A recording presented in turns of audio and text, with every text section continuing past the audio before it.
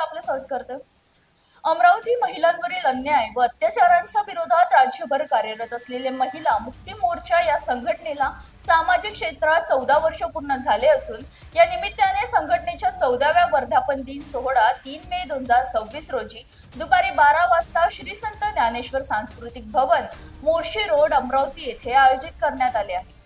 या कार्यक्रमाचे उद्घाटन कमलाताई गवई यांच्या हस्ते होणार असून अध्यक्षस्थानी राज्यसभा खासदार डॉक्टर अनिल बोंडे राहणार आहेत। तसेच खासदार बळवंत वानखडे, भाजपा प्रदेश उपाध्यक्ष प्रवीण पोटे पाटील, रिपाई सरचिटणीस राजेंद्र गवई, आमदार यशोमती ठाकूर, सुलभा खोडके, प्रताप अडसड, गजानन लवटे, उमेश यावलकर तसेच माजी आमदार देवेंद्र भुयार यांची प्रमुख उपस्थिती राहणार आहे। 14 वर्ष पूर्ण होऊन गेलेले आहे।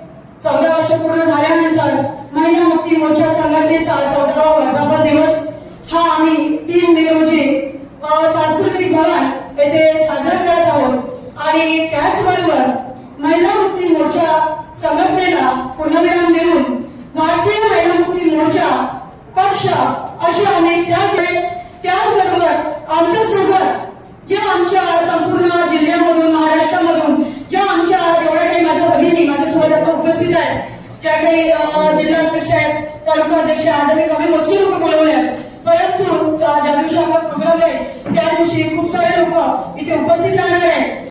कार्यक्रमात अमरावतीचे महापौर, विविध नगराध्यक्ष, नगरसेवक, पत्रकार तसेच राज्यभरातील पदाधिकारी मोठ्या संख्येने सहभागी होणार आहेत।